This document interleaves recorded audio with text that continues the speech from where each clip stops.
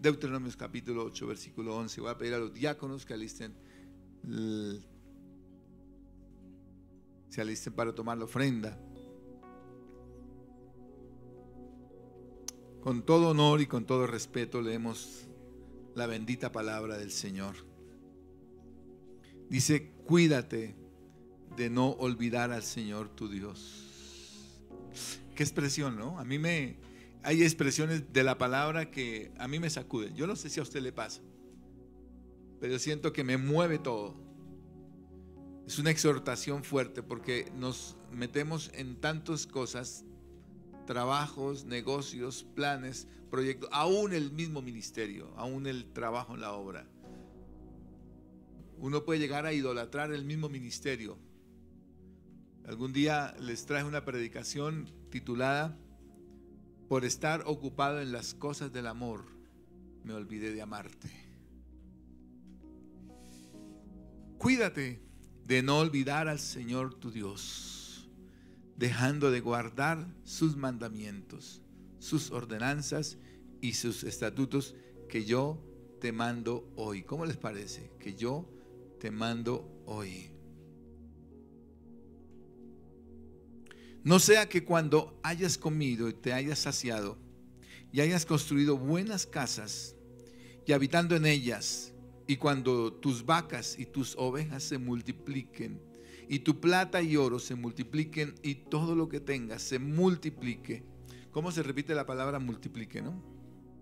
Entonces tu corazón se enorgullezca y te olvides del Señor tu Dios, que te sacó de la tierra de Egipto, de la casa de servidumbre. Él te condujo a través del inmenso y terrible desierto, con que sus serpientes abrasadoras y escorpiones, tierra sedienta donde no había agua. Él sacó para ti agua de la roca del pedernal. En el desierto te alimentó con el maná que tus padres no habían conocido, para humillarte y probarte, y para finalmente hacerte bien. No sea que digas en tu corazón: mi poder, la fuerza de mi mano me ha producido esta riqueza. Pero acuérdate del Señor tu Dios, porque Él es el que te da poder para hacer riquezas, a fin de confirmar su pacto, el cual juró a tus padres, como en este día. Pero sucederá que si alguna vez te olvidas del Señor tu Dios y vas en pos de otros dioses y los sirves y los adoras, yo testifico contra ustedes hoy que ciertamente perecerán, como las naciones que el Señor destruye delante de ustedes. Así perecerán ustedes, porque no oyeron la voz del Señor su Dios. Qué advertencia, ¿no? Yo poco exhorto a la gente a dar una ofrenda, no es mi costumbre. Soy muy tranquilo y dejo que la gente en libertad exprese su gratitud al Señor.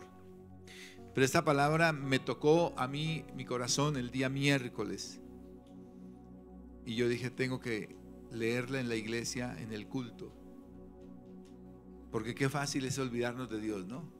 Qué fácil es cuando ya Dios nos ha bendecido, cuando ya hemos crecido en nuestra economía, olvidarnos del Señor. Y si usted pudiera colocar un momentico el espejo retrovisor y mirar quién era usted a los 18, 17 años, cuando ibas a salir de tu casa, de tus padres, ¿qué tenías? ¿Qué había? ¿Qué había en tu billetera? Nada, no había nada. Y luego viene la bendición del Señor. Y Dios nos bendice en gran manera, a manos llenas. Y cuando viene la bendición, entonces uno dice: como la parábola del hombre rico, ¿no? Alma mía, come, bebe, regocíjate, porque muchos bienes has cosechado para ti. Y la voz que le respondió fue: necio, esta noche vienen por tu alma, y todo lo que has guardado ¿para quién será? ¿Para quién serán las riquezas? Yo les decía a los hombres el viernes pasado, si usted no ha viajado en primera clase y no lo hace ahora que puede, sus hijos lo harán por usted. A veces somos tacaños con nosotros mismos. Dios nos da el dinero para administrarlo bien y para ser bendecidos nosotros mismos y para bendecir su obra por sobre todo. Y Dios multiplicará. Hay un principio en la palabra, el principio de la siembra y la cosecha. Usted no puede cosechar si no ha sembrado.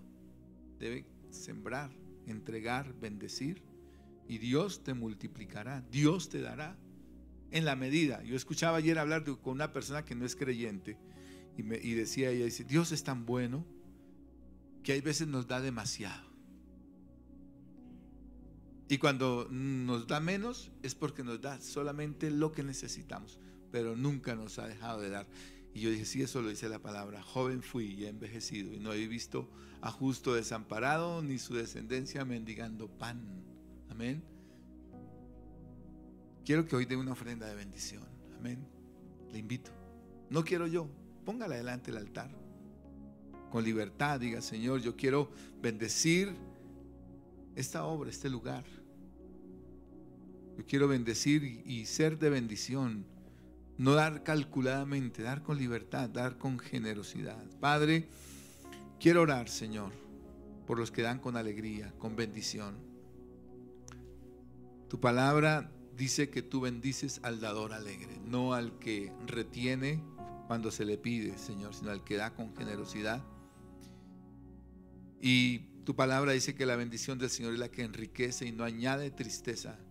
O sea, no es los fajos de dinero que tenga una persona, no, sino que a veces con lo poquito, como dice tu palabra, mejor es un bocado seco y en paz que casa de contienda llena de provisiones, Señor. Hoy bendecimos, Señor, nuestra alacena, nuestra economía, la empresa, el negocio, la oficina, el taller, Señor. Allí el escritorio de trabajo, Señor. Lo bendecimos, Padre. Te pedimos que tú bendigas, Señor, como dice tu palabra, nuestra arteza de amasar, Señor. Que bendigas el fruto de nuestro vientre, Padre. Te damos a ti la gloria. Amén. Podemos tomar la ofrenda en esta mañana.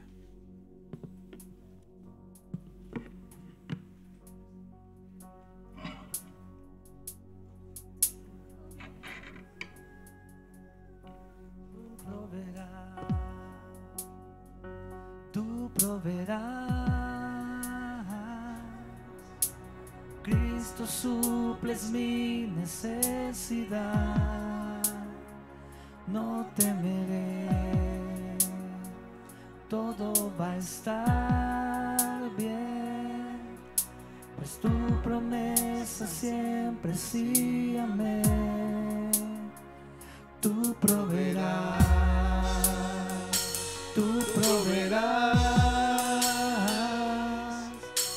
Cristo suples mi necesidad, no temeré, todo va a estar bien, pues tu promesa siempre sí, amén. Aleluya. Esas son las promesas del Señor, un sí y un amén. Gloria a Dios. La palabra avivamiento, para mí es una palabra espectacular. Y hoy quiero que hablemos de avivamiento, la cosecha espiritual. Créame que preparando este tema le cambié el título como 3 veces. Finalmente los dejé los 3. No. Damos la primera diapositiva. Y entonces el título hoy es Avivamiento, la cosecha espiritual, la Mission Day, misión de Dios. La misión de Dios, amén. ¿Y cuántos quieren involucrarse en la misión de Dios? Misión de Dios, amén. Todos los aquí presentes estamos llamados a ser parte de la misión de Dios, amén. Y hemos venido trabajando un pasaje en la palabra allá en el libro de Juan. ¿Lo tienen ustedes? Búsquela ahí en su Biblia. Juan 4. Vaya al versículo 27. Juan 4, 27. Y digámosle al Señor que nos permita estudiar su palabra, que no nos permita decir lo que no debemos decir, que Él añada lo que está faltando en este estudio, y que sea su Espíritu tocando nuestro corazón. Amén. Dice la palabra del Señor: en esto llegaron sus discípulos y se admiraron de que hablara con una mujer. ¿Qué épocas, no? Cultura, diga conmigo, cultura. Pero ninguno le preguntó: ¿qué trata de averiguar? ¿Por qué habla con ella? Quizás esas preguntas en lo profundo, pero se las reservaron. Entonces la mujer dejó su cántaro, fue a la ciudad y dijo a los hombres: vengan, vean a un hombre que me ha dicho todo lo que yo he hecho. ¿No será este el Cristo? Y salieron de la ciudad y fueron a donde él estaba. Mientras tanto, los discípulos le rogaban: Rabí, come. Pero él les dijo: yo tengo para comer una comida que ustedes no saben. Entonces los discípulos se decían entre sí: ¿le habrá traído a alguien de comer? Jesús les dijo: mi comida es hacer la voluntad del que me envió y llevar a cabo su obra. ¿No dicen ustedes: todavía faltan 4 meses y después viene la siega? Pero yo les digo: alcen sus ojos y miren los campos, que ya están blancos para la siega. Ya el segador recibe salario y recoge fruto para vida eterna, para que el que siembra se regocije junto con el que siega. Porque en este caso el dicho es verdadero: uno es el que siembra y otro es el que siega. Yo les envío a ustedes a segar lo que no han trabajado.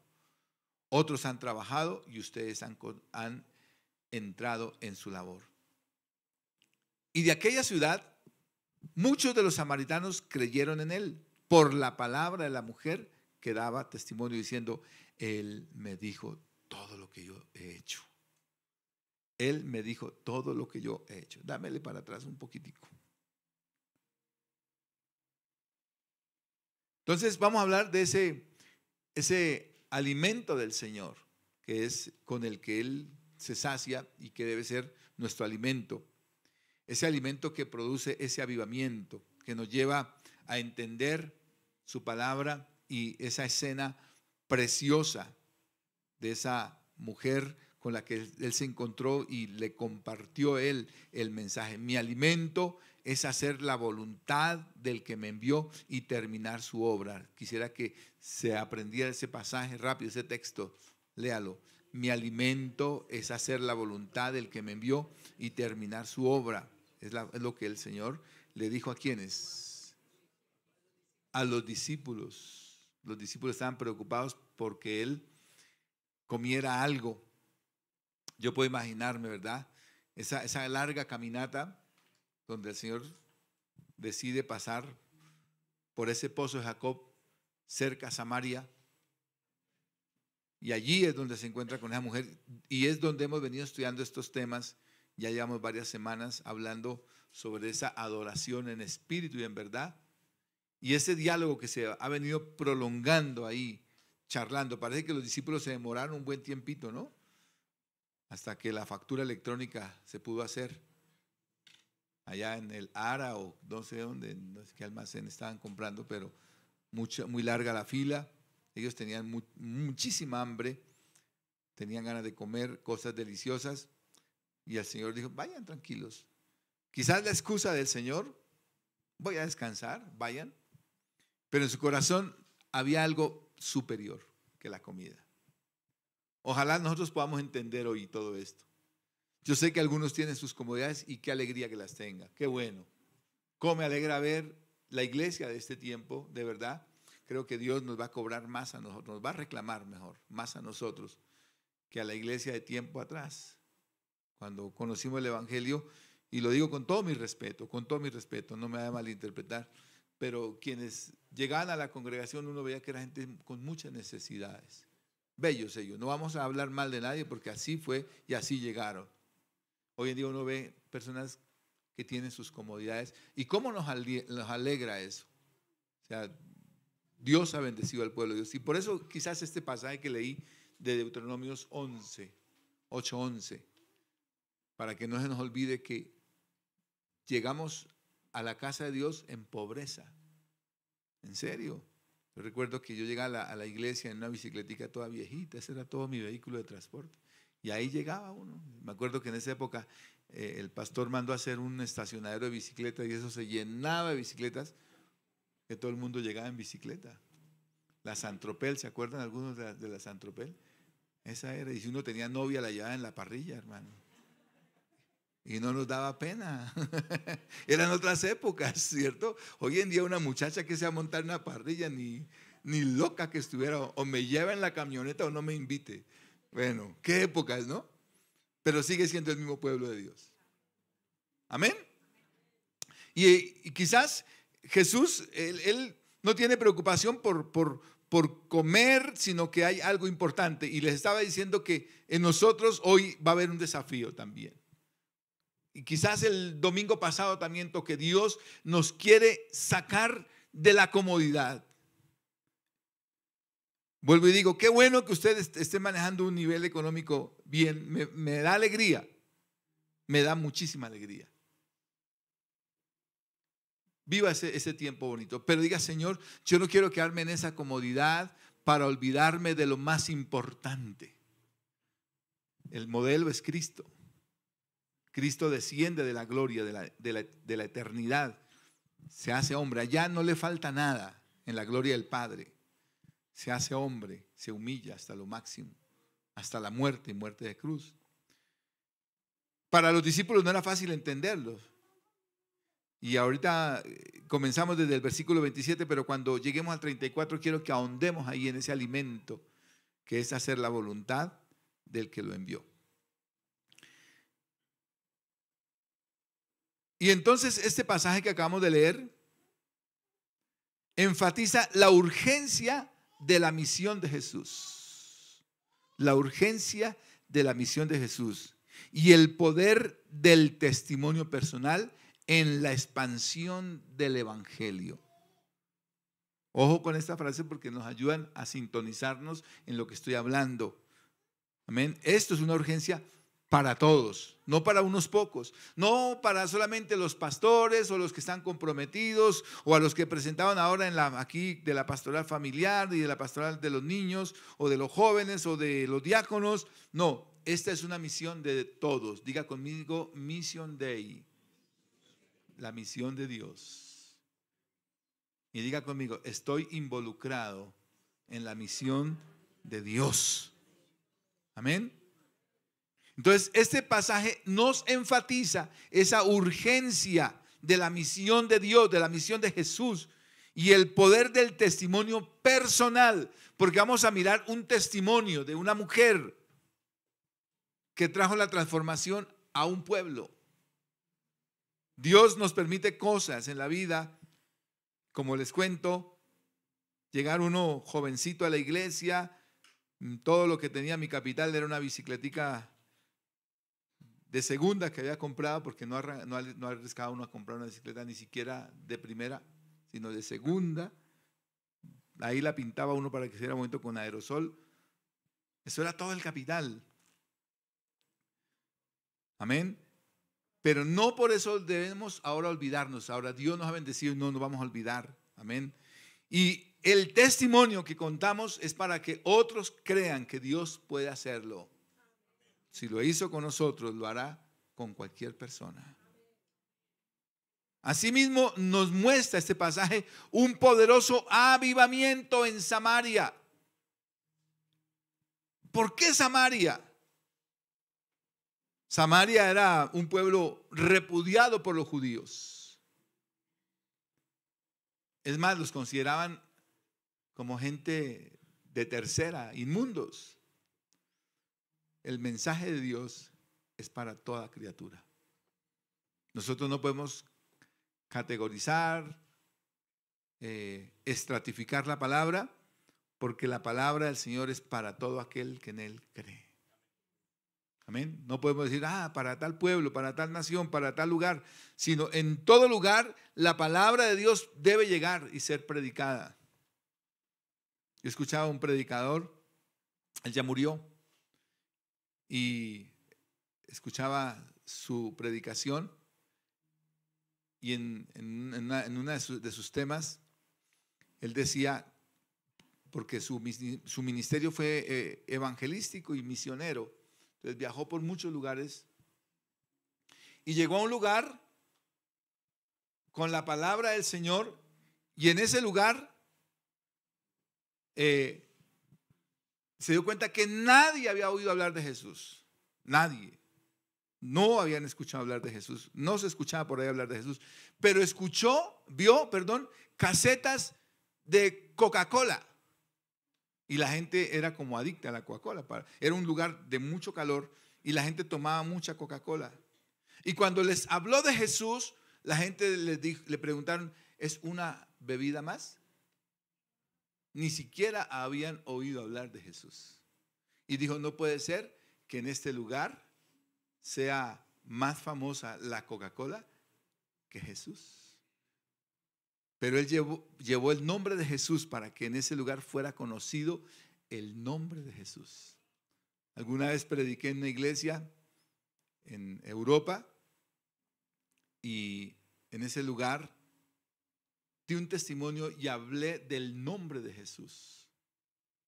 Y la gente, yo pensé que estaba en una iglesia, pues se supone que era cristiana, pero los jóvenes le preguntaban al pastor de la iglesia, ¿quién es Jesús? Y uno ve una degradación en la predicación en muchos lugares donde se hacen otro tipo de actividad menos hablar de Jesús. Y Jesús es el centro de nuestra reunión. Nosotros hemos venido en esta mañana a adorar a Jesús. La mujer samaritana se encontró con el objeto de la adoración. Volvamos a la palabra o a lo que estoy hablando de este pasaje.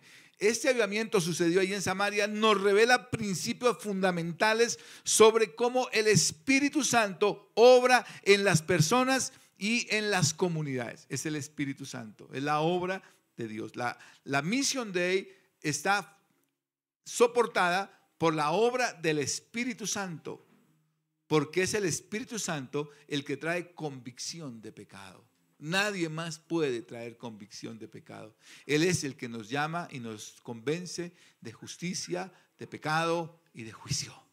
Es el Espíritu Santo. ¿Cómo necesitamos que en nuestros cultos el Espíritu Santo esté presente? Esté presente para que nos convenza. En ese contexto que estamos hablando, encontramos que la cultura judía del siglo I les era prohibido a los hombres hablar en público. Podían hablar en privado con una mujer, no sé cuál sería la diferencia. Qué orgullo, ¿verdad? Con mujeres. Podían hablar en lo privado, pero en lo público no. Y menos hablar con ella si era una mujer samaritana. Había un recelo, un resentimiento profundo con los samaritanos, que finalmente uno se da cuenta por el estudio bíblico que eran de la misma familia, sino que simplemente los samaritanos fueron los que no se dejaron llevar cautivos a Babilonia y huyeron hacia Samaria. Y entonces los que fueron cautivos a Babilonia dijeron, los sacamos de la familia, los sacamos del parche, ya no serán de nosotros. Y los comenzaron a odiar. Pero me gusta el amor de Dios, que no discrimina. Porque los judíos se sentían que eran los dueños de la fe, pero Jesús vino a los que ellos no amaban. Porque Él vino, fue a los que Él sí ama. Amén. Los samaritanos eran considerados entonces impuros por los judíos, lo que hacía inusual la intención de Jesús con ellos. Entonces, por eso los discípulos están como pensativos. Pero antes de iniciar los apartados que tengo para esta predicación, entrego un principio muy importante, y esto para todos. Jesús busca a los sedientos. ¿Cuántos tienen sed del Señor? Y la mujer tenía una necesidad espiritual, y esa necesidad era más profunda que el pozo de donde ella sacaba el agua. Ese pozo ilustra, por supuesto, ilustra el primer lugar, Samaria, un lugar despreciado por los religiosos, y el pozo representa la necesidad. Ella va a saciar su sed, y su necesidad es más profunda que el pozo, pero se encuentra con la fuente de agua viva, que es Jesús, y Él es el que puede saciar nuestra sed. Él puede quitar toda, no sé cuál sea la necesidad que hemos traído en esta mañana, pero Él es el especialista, y Él viene a calmar nuestra sed, a calmar nuestro dolor, nuestra tristeza, a cambiar nuestra tristeza en alegría, nuestro lamento en baile. Él lo hace, amén. Él quita el llanto, Él enjuga las lágrimas de nuestros ojos, Él viene a quitar el dolor del alma, Él viene a sanar, a liberar a todos los enlutados. Él viene a hacer su obra. Y por eso se quedó allí en el pozo de Jacob. Vayan ustedes allá a la ciudad, entren ustedes a la ciudad y traigan la merienda. Yo me quedo aquí. Yo me imagino a los discípulos diciendo: el maestro está cansado, pocas veces se sienta, dejémoslo que descanse. A veces nosotros hacemos unas interpretaciones de Jesús totalmente equivocadas, pero el Señor, Él sabe lo que hace. Quiero que entremos ahora sí a nuestra diapositiva, dámele adelante. Número 1, quiero que hablemos de la sorpresa de los discípulos. Y tenemos un texto ahí que ya lo leímos, pero ustedes, como para que no se me vayan a dormir, van a estarlo leyendo ahí a viva voz. Si me permite un micrófono por aquí, tenemos un micrófono para que no se nos salga de la transmisión, porque estamos transmitiendo en este momento. Rápido, un micrófono tenemos ahí. A ver, ¿quién quiere leer ahí lo tenemos. A ver, ¿quién? Rápido. Vinieron sus discípulos y se maravillaron de que hablaba con una mujer. Sin embargo, ninguno dijo: ¿qué preguntas o qué hablas con ella?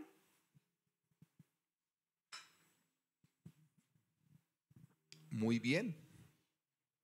Lo primero que encuentro entonces es la sorpresa de los discípulos. Hay una sorpresa en ellos. Está sucediendo algo aquí sobrenatural, ¿cierto? Asombro en los discípulos. Nunca habíamos visto eso, pero el maestro se detuvo y está hablando con alguien que no es usual para nosotros. Dice: en esto vinieron sus discípulos y se maravillaron de que hablaba con una mujer. Sin embargo, ninguno dijo: ¿qué pregunta o qué hablas con ella? ¿Quién era ella? Ya lo hemos visto en los versículos anteriores, la mujer samaritana. Esta mujer, los estudiosos de la palabra dicen que iba, o este tipo de mujeres iban a tomar agua del pozo a una hora especial. Escúcheme bien, no en la hora que iban las mujeres decentes. Es decir, la mujer samaritana no hacía parte del grupo de mujeres decentes de la región. Más bien era una mujer indecente. Ustedes ya saben lo que ha pasado con ella, lo que Jesús le ha preguntado. Cuando Él le dice: mujer, de tu marido, le habla de tu marido, dice: no tengo marido. Bien has dicho, mujer, porque 5 maridos has tenido, y con el que vives ahora no es tu marido. O sea, ¿cuántos? Y Jesús viene siendo para ella en la vida el 7º hombre. El único hombre que no se acerca quizás con una intención lujuriosa, sino es el hombre que viene a transformar la vida.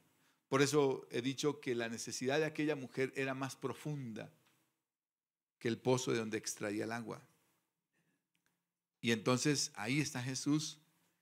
Los discípulos tienen asombro. Dicen, wow, nunca habíamos visto que esto pasara. Jesús mismo se ha cuidado de ser guardador de nuestras tradiciones. Sí, es un asunto de tradición. Sí, era imposible que eso sucediera. Pero Jesús viene a derribar con su autoridad toda tradición. La autoridad derriba la tradición. Amén. Ellos se sorprenden, pero respetan el actuar del Señor, el actuar de Jesús.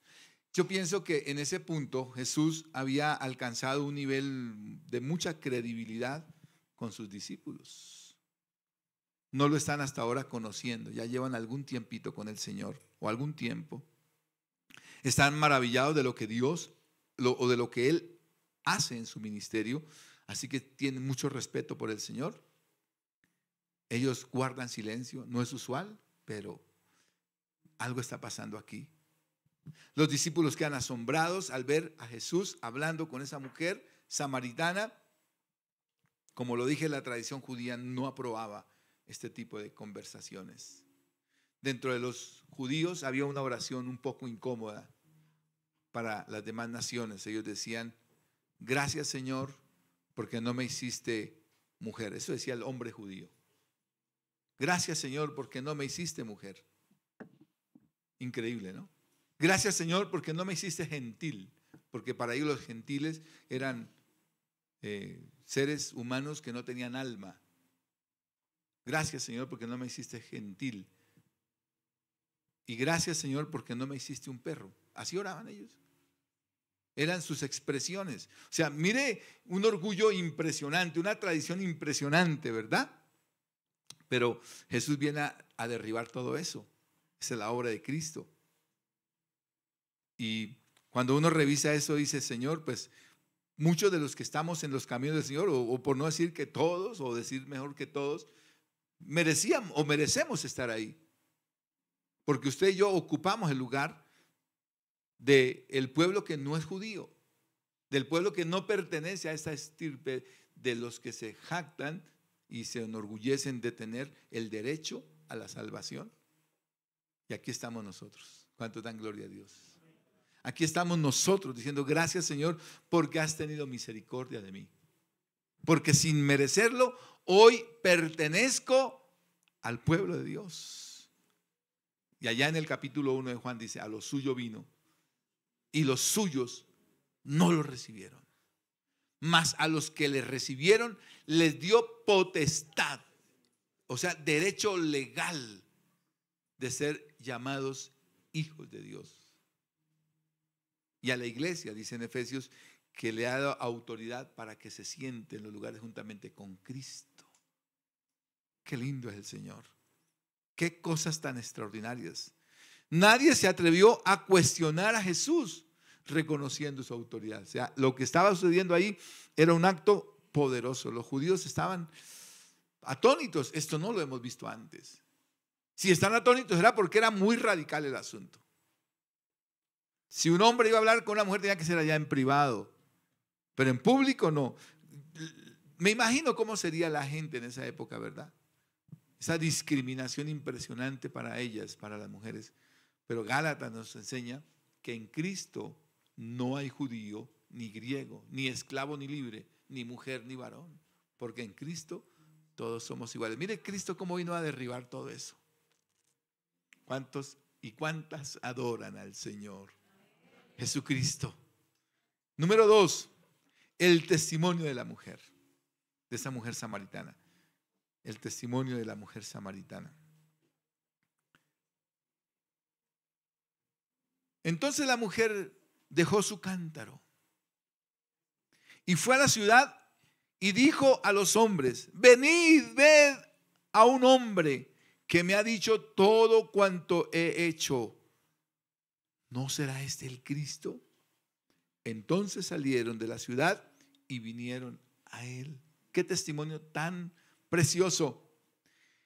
Ahora, cuando uno revisa el tema, se da uno cuenta que aunque ella era samaritana y todo quizás lo que los judíos pudieran despreciar de ella, los samaritanos, y vuelvo a revisar que eran familia los judíos, eran los mismos judíos, tenían un conocimiento de Dios. Ella tenía el conocimiento de Dios, lo vimos en los cultos anteriores, que ellos se jactaban del monte Gerizim, que ellos se jactaban del pozo de Jacob donde estaban sentados con Jesús. O sea, para ellos la religión prácticamente, ellos tenían cierta claridad en su religión, y de acuerdo a las escrituras que ellos también conocían, ellos también apuntaban que la llegada del Mesías estaba ya. O sea, al igual que los judíos decían, el Mesías ya debe estar entre nosotros, aunque no reconocían a Jesús como el Mesías, los samaritanos también pensaban lo mismo. Creemos que el Mesías ya está en medio de nosotros. Así que no puedo decir, esa mujer era una ignorante. Ella tenía religión, tenía conocimiento, tenía entendimiento de las cosas del Señor. Por eso ella se ve confrontada. Cuando Jesús le habla y le dice, mujer, sí, has dicho la verdad, 5 maridos has tenido y el que ahora tiene no es tu marido. Aquella mujer dijo, mire, hermanos, una cosa es que alguien le diga a usted su pecado y se lo dice para recriminarlo, ofenderlo, hacer lo que, hermano, usted se enoja porque a nadie le gusta que le digan la verdad, ¿sí o no? A ninguno de nosotros nos gusta. Pero cuando esa verdad viene de parte de Dios, esa verdad nos quebranta. Cuando la verdad de Dios viene a nuestra vida y nos señala nuestra condición pecaminosa, nosotros caemos humillados delante de la presencia de Dios. Y ese es el primer paso para que nosotros podamos reconocer que hemos sido llamados a una vida de salvación. Reconocimiento de mi pecado.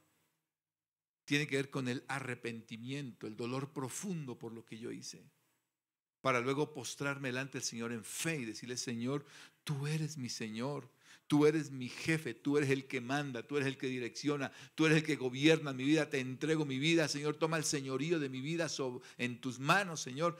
Y ese es el proceso bello de una vida que se entrega y sirve al Señor. Y lo que me gusta de las actitudes que toma esta mujer, lo primero es que ella abandona. 3A que coloqué ahí: abandona, argumenta y atrae. Abandona su cántaro, abandona lo que está haciendo. Con sus palabras va a argumentar, pero con sus palabras también atrae. La mujer deja su cántaro, señal de que ha encontrado algo más valioso que el agua. Esto me parece como al hombre que encuentra el tesoro en el lugar, en el campo, y cuando lo halla va y vende todo lo que tiene para comprar el campo, porque ha encontrado un tesoro. Y cuando uno lee esa parábola, el tesoro es Jesús. Y es que cuando yo me encuentro con Jesús, estoy dispuesto a dejarlo todo. Diga conmigo, cuando me encuentro con Jesús, estoy dispuesto a dejarlo todo. Los afanes de este mundo pasan, las angustias, el afán por la riqueza y el dinero que nadie sabe quién la comerá, quién la disfrutará. Y a veces, como lo digo, o como lo dije al comienzo, si tú no viajas en primera clase, tus hijos lo harán por ti. Entonces, paga el vuelo en primera clase también, hermano. Disfrútalo. Algunos quedan pensando, es mejor ahorrar. Bueno, ahorre para los yernos, para las nueras. Y usted aguante. ¿No me lo cree? Dese gusto. ¿Cuáles son sus sueños, hermano? Dese un gusto. Yo creo que no hay pecado más grande para usted que no darse gusto pudiendo hacerlo, hermano. Pudiendo sentarse en un restaurante y pedir una comida y decir, ay, ¿quién pudiera comerse eso? Y él dice, ¿tú lo puedes hacer? En serio, hermanos. Algunos me miran como mal, no, no. Después me tomo un sorbito aquí y Yo quiero que lo entienda con todo mi cariño. Yo sé que Dios nos ha bendecido. Hagámoslo, hagámoslo.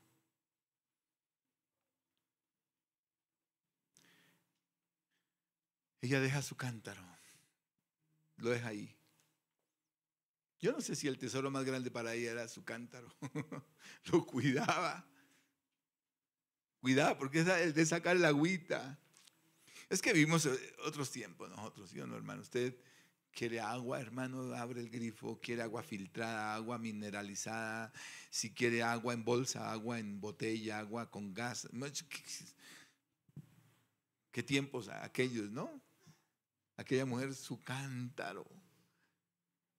Amo mi cántaro porque con él saco el agua para mis hijos. Bueno, la Biblia no habla de cuántos hijos tenía, pero en aquella época las mujeres tenían muchos hijos, como ahora, así como en estos tiempos.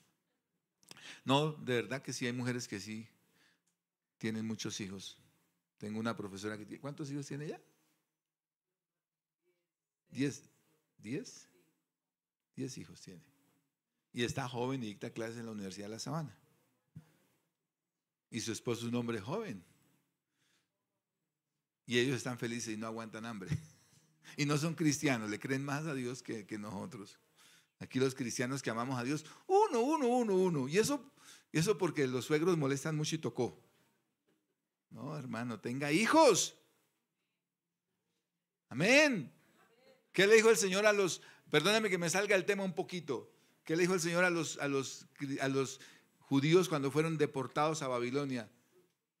Tengan muchos hijos. Vayan a Babilonia y tengan muchos hijos. Eso así que suenen duro. Ese es hijo, amén. Dios ama la vida. Amén. Ese es el Dios que predicamos. Ya que los grandes no dicen nada, los niños dicen amén. Sí, en serio, hermanos. Los musulmanes, su promedio de hijos son 7 punto algo de hijos, los musulmanes. La meta de ellos es que para el 2050 el mundo entero será musulmán. Y nosotros cristianos, ni uno. Cuando usted va a esos centros comerciales por allá, vaya nomás aquí en Bogotá, en la colina, todo el mundo pasea perros. Tienen perrijos, gatijos, ratonijos. Yo creo que Dios nos va a pedir cuenta, hermano. Porque no le creemos al Señor. No le creemos al Señor.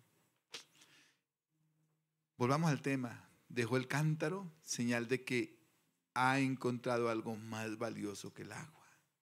Encontró la fuente de agua. La fuente de agua viva. La mujer deja su cántaro y corre a la ciudad para anunciar lo que ha experimentado. He tenido algo, me ha pasado algo hoy. He venido al pozo a sacar el agua para llevarla para mi casa, para el alimento, pero me he encontrado algo superior. Quizás la vieron correr, algunos se tapó el pozo, ¿cómo se llama eso? Se desplomó, se derrumbó. No. La ven llegar sin cántaro. ¿Qué pasó con esa mujer? Pues esta mujer llega enloquecida. Vengan todos. He encontrado a un hombre que me ha dicho todo lo que yo he hecho en mi vida. O sea, ha desnudado mi corazón. Me ha dicho todo mi pecado. Oiga, yo no encuentro en la Biblia a alguien que se goce porque alguien le dijo su pecado. Esta mujer sí. Yo vuelvo y digo, es que cuando Jesús lo hace, sí, hermano. Pero cuando alguien le recrimina a usted su error, hermano, usted se ofende, estoy seguro. Yo por eso evito. Pero si en el nombre del Señor me hace decirlo, lo digo con el amor de Dios, y estoy seguro que el Espíritu Santo traerá convicción y transformación al corazón, al intelecto, y traerá humillación a esa vida. Y esa vida dirá, sí, amén, ese es mi pecado. Hoy reconozco que he pecado contra el cielo y contra ti, que no merezco ser llamado su hijo. ¿No será este el Cristo? No será este el Cristo. Vengan todos y desen cuenta. Yo quiero que ustedes vengan y vean si este puede ser el Cristo. Venía a mi mente en el primer culto la historia del pastor Paul Yogich Choel, ya murió, pastor en Corea. Y él estaba, no recuerdo la historia, yo la leí por ahí en el año 86. Pero creo que le habían dado como 11 días de vida por una tuberculosis. Va a morir, tuberculosis. ¿Usted sabe lo que es eso? Una enfermedad infectocontagiosa de los pulmones. Toda la pleura de su pulmón está destruida. Ya el oxígeno no le sirve para nada. Va a morir. Y allí clama al Señor desde su lecho. Está paralizado incluso. Clama al Señor, pide misericordia y el Señor tiene misericordia de él. Y él se da cuenta que su estado físico comienza a cambiar después de esa oración. Comienza a cambiar, comienza a evolucionar. Hay un cambio. Dice que cuando llegaron los 11 días en que decían que debía morir, ya no necesitó ni el oxígeno porque fue a respirar bien. Se pudo poner de pie, salió de la cama. Y cuando se dio cuenta que estaba perfectamente bien, salió de su habitación, salió corriendo a la calle a testificar que había pasado un milagro en su vida. Algo sobrenatural había sucedido en él. Un milagro es un acto sobrenatural y Dios lo puede hacer en nosotros. Su divina providencia puede estar sobre nuestras vidas y hacer que algo sobrenatural se suceda en nosotros. Y el hombre sale a la calle y lo primero que ve venir es a un hombre en esa época Corea no era lo que hoy es Corea. Corea ha evolucionado una cosa impresionante. Pero sale y ve a un hombre que viene con una bicicleta y una canasta gigante. Ya se imaginarán que es el panadero. Y él detiene al panadero y le dice: mire lo que Cristo ha hecho en mi vida. Un testimonio vivo. Estaba condenado a la muerte, iba a morir, pero el Señor me ha sanado. Y está hablándole al panadero cuando ve que viene uno allá con unas cantinas. Ese es el lechero. Y detiene al lechero y comienza a testificarle lo que Cristo ha hecho por él. Luego viene allá un mensajero, el que reparte en esa época las cartas, porque todavía no existían los correos como hoy, los correos electrónicos, y lo detiene para hablarle de lo que Cristo ha hecho en su vida. Y cuando se da cuenta tiene una multitud al frente y él les está mostrando la evidencia de lo que el Señor ha hecho en su vida. Ahí comenzó la iglesia más grande del mundo. ¿Por qué no creer a lo que Dios puede hacer en nuestras vidas? ¿Por qué no confesarlo con nuestros labios? Es decir, que el Dios es el Dios eterno. El Dios que hizo en el ayer lo seguirá haciendo en el presente, lo seguirá haciendo en nuestras vidas porque Él es todopoderoso. Un testimonio para salvación. Lógico que no desplazamos la palabra de Dios, porque el testimonio es Cristo y Cristo es el Verbo. Y el Verbo es la palabra encarnada, la palabra hecha carne. En mi testimonio no es elogiarme yo, sino es presentar a Jesús. Amén. En ese testimonio tiene que presentarse a Jesús, lo que Él hace. Entonces la gente sale de la ciudad para encontrarse con Jesús. Oiga, esto tuvo que haber ocasionado algo sobrenatural, porque la gente no pudo soportar y la gente salió y dijo: yo tengo que ir a buscar a ese del que tú mencionas, porque vemos que es evidente lo que ha sucedido. Amén. Número 3, hablemos ahora sí de la comida de Jesús. Hacer la voluntad del Padre. Juan 4, 31 al 34. ¿Qué nos dice? Entre tanto los discípulos le rogaban diciendo: Rabí, come. Él les dijo: yo tengo una comida que comer que vosotros no sabéis. ¿Esa comida cuál es? Hacer la voluntad de nuestro Padre. Hermanos, mire, yo sé que predicar no es fácil. Hay gente que se enoja conmigo, hay gente que dice: no, es que el pastor me echó muchas vainas la vez que fui. Eso Por eso es que no he vuelto, porque siempre que hoy me la dedicas a mí. No, yo no se la dedico a nadie, hermano. Yo cuánto quiero que usted siga viniendo, ¿cómo lo voy a desterrar, hermano? Pues mal haría yo. Yo quiero que usted esté aquí, pero tengo que predicar la palabra para orientarle. No lo digo por alguien en particular. Y qué rico, yo le digo, qué rico que usted practique sus deportes, hermano, cómo lo envidio, yo fui mal deportista. Sí. Qué rico que usted haga su básquetbol. Qué bueno, tengo un basquetbolista impresionante. Tenemos ciclistas aquí, eso muchos le ganan a Nairo Quintana. Por eso Nairo no quiso volver a correr de ver tanta gente buena en Rey de Reyes. En serio, no suben la laguna de Tota en 15 minutos. Vuelan los muchachos, no sé cuánto tiempo. Qué rico que salgan en sus bicicletas, hagan su deporte, hermano. El deporte es vida, el deporte es salud. Hágalo, no pare de hacerlo. El hecho de que yo esté predicando esto no quiere que ya cuelgue la bicicleta. No, hermano, llegue y aceítela, póngala más bonita. Pero dele la prioridad a Jesús.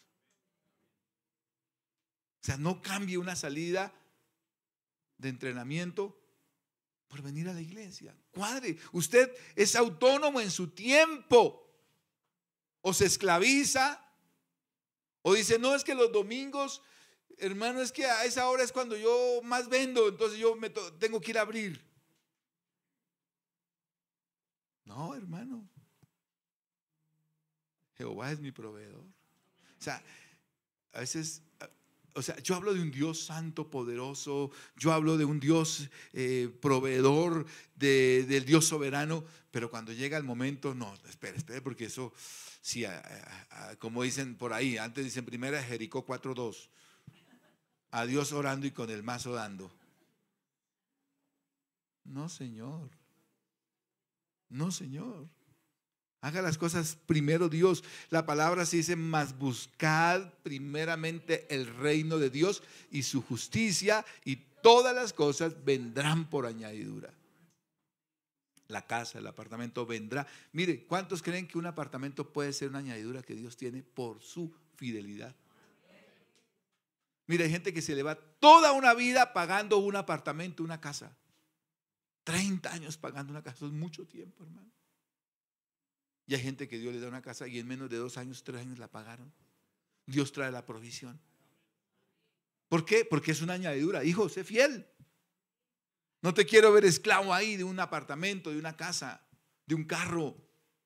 Dios trae la provisión. Bueno, no es la predicación esta mañana, pero se lo digo con amor. Su alimento físico versus el alimento espiritual. Cámbielo, diga, voy a darle la prioridad. Amén. Cuando yo era joven, me gustaba correr, hacía atletismo. Y no corría por la mañana, porque es que como vivía en un pueblo que hacía tanto frío, entonces salir a correr en la mañana era maluco.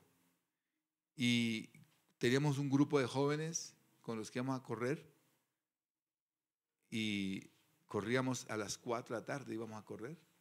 Entonces también es una buena hora. ¿Por qué tiene que ser por la mañana? Preciso cuando comienza el culto, hermano. ¿Ah? Preciso arranca el culto y usted tiene que montarse en la bicicleta. Yo creo que eso es como orden en la vida, ¿cierto? Voy a ordenar, mi prioridad es Cristo. Pero no vaya a vender la cicla, por favor. Siga adelante. Su alimento físico versus el alimento espiritual. Su verdadero alimento, el alimento que Dios nos da, el alimento que Él determinó que era. ¿Y cuál era? La cosecha. La cosecha. Dale el siguiente ahí, el siguiente encabezadito ahí.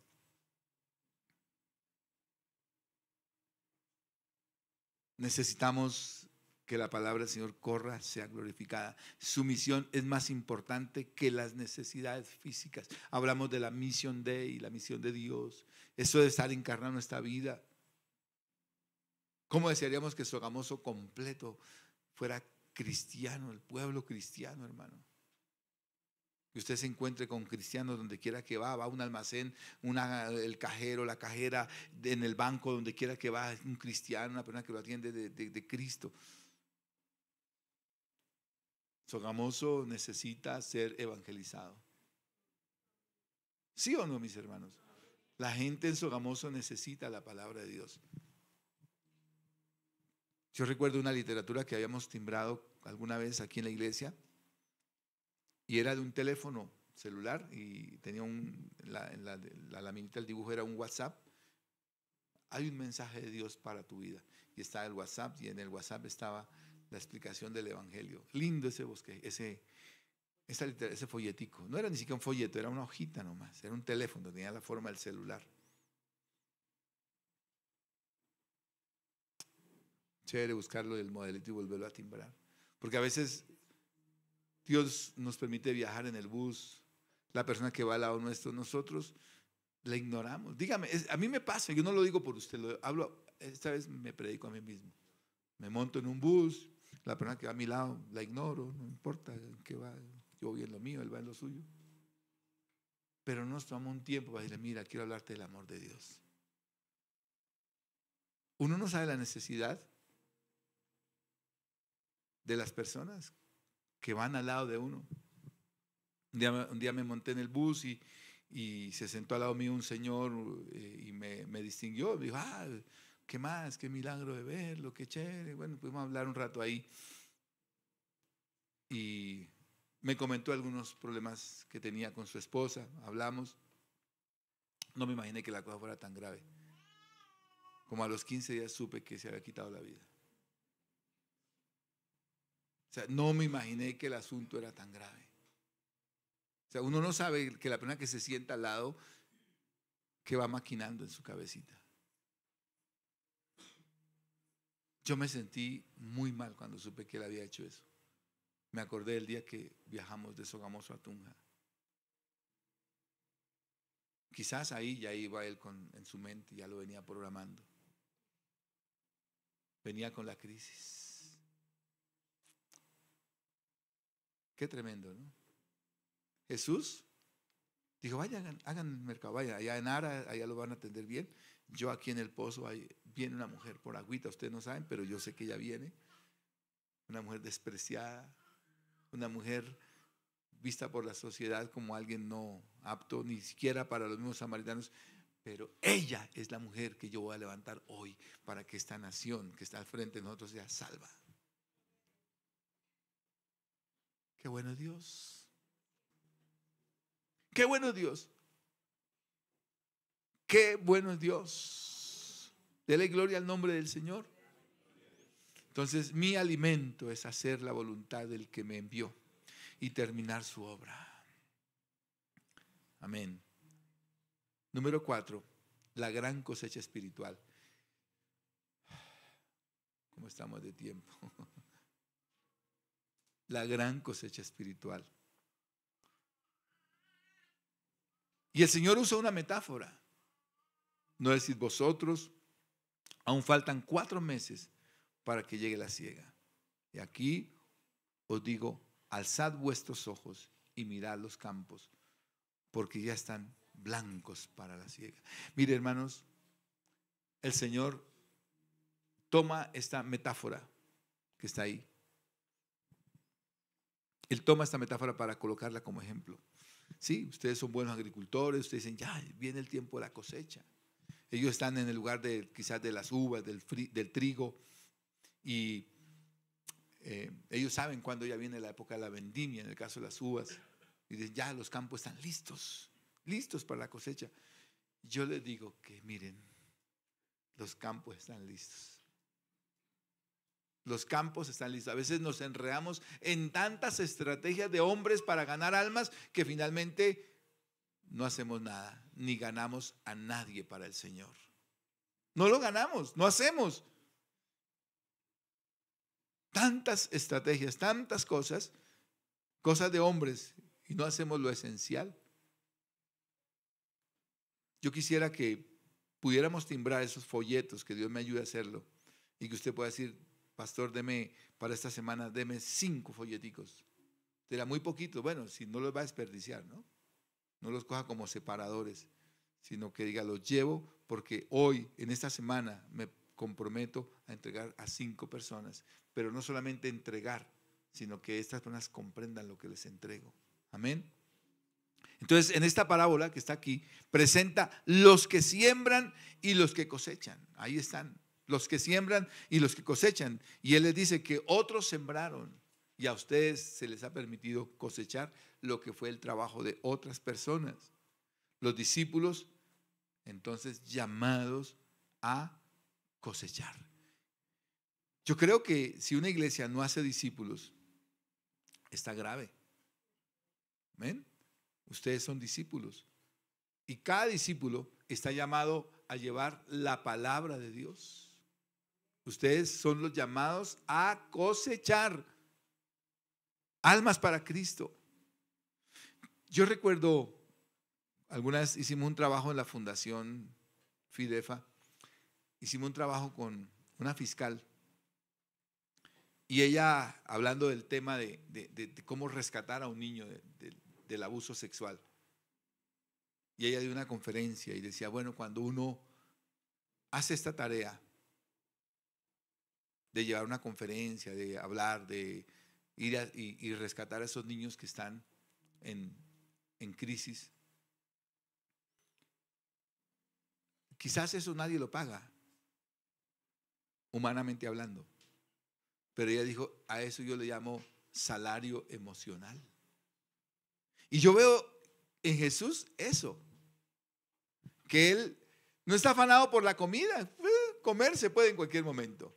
Pero en este momento lo que ha llenado mi vientre, la alegría, lo que ha saciado mi necesidad, es ver que esta mujer ha entendido el evangelio.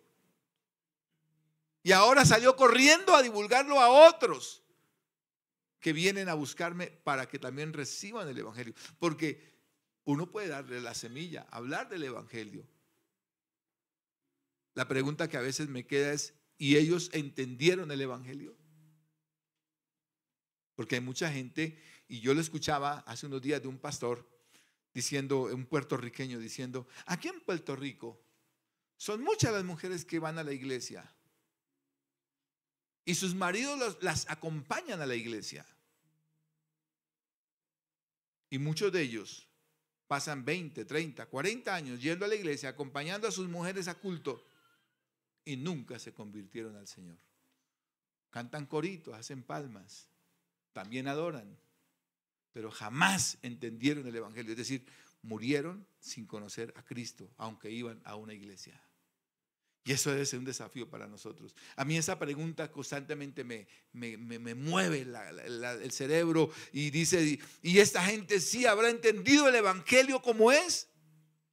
A veces soy muy cansón en mi predicación, pero es por el afán que yo siento en mi corazón de que la iglesia comprenda a cabalidad el evangelio, que esto no sea un distractor para tenerlo contento, sino que comprenda el evangelio, y el comprender el evangelio ocasiona lo que le pasó a esta mujer samaritana.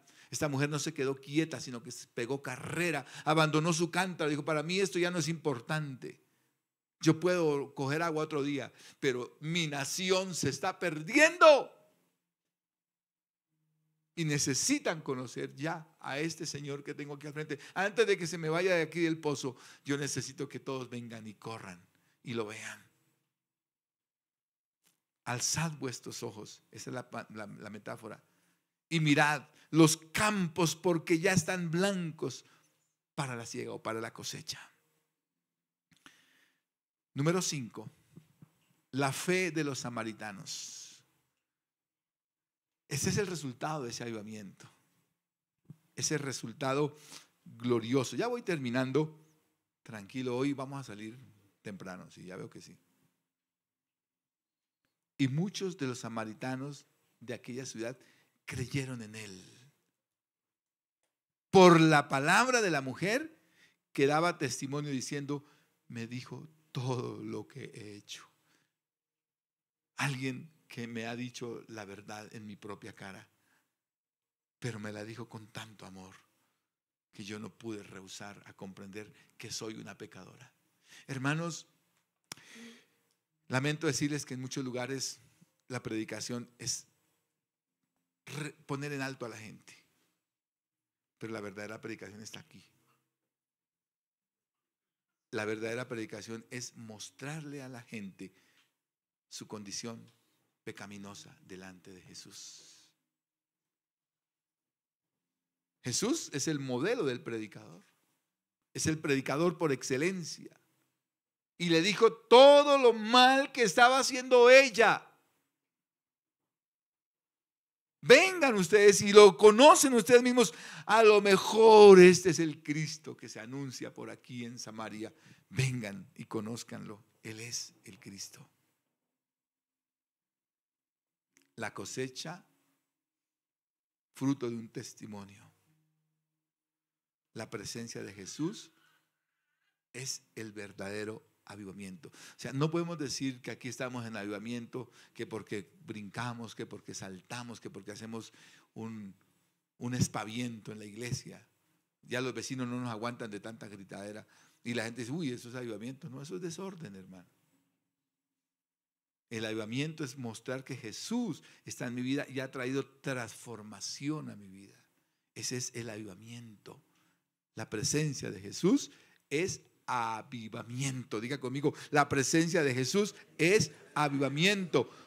Un avivamiento que no enmudece, es un avivamiento que proclama al Mesías.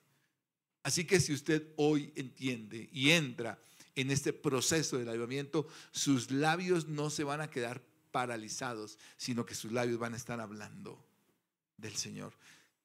¿Se puede imaginar que aquí en medio de nosotros esté el predicador que va a tener la segunda iglesia más grande del mundo? Pero ese predicador no se atreve a hablar ni a hablar de Cristo. La gente necesita conocer. Al Señor le plació, le plugo, como lo quiera decir, salvar al mundo por la locura de la predicación. Necesitamos compartir la palabra del Señor, enseñársela a otros. Dice la palabra, ¿y cómo oirán si no hay quien les predique? Necesitan escuchar la palabra del Señor. Así que dígale al Señor, yo necesito hablar de Cristo. Yo no me tengo que quedar callado. Tengo que hablarles de que Cristo ha transformado mi vida. Y hay cambios evidentes en la vida de cada uno de nosotros. Amén. ¿Cuántos dicen sí, amén? Entonces muchos samaritanos creen en Jesús por el testimonio de esta mujer. Nuestro testimonio cuenta lo que Dios ha hecho en esta vida. Qué alegría ver cómo Dios restaura vidas, cómo Dios restaura corazones, cómo Dios saca a una persona de la droga, cómo saca a Dios a una persona del adulterio, de la fornicación, del pecado. Lo saca Dios para hacer de él un ministro de la palabra del Señor. Esta mujer era una adúltera, ¿sí o no? ¿Y Dios qué hizo de ella? Una evangelista. Se ganó a su nación, se ganó a sus paisanos, se ganó a los suyos en un solo instante. Vengan y corran todos.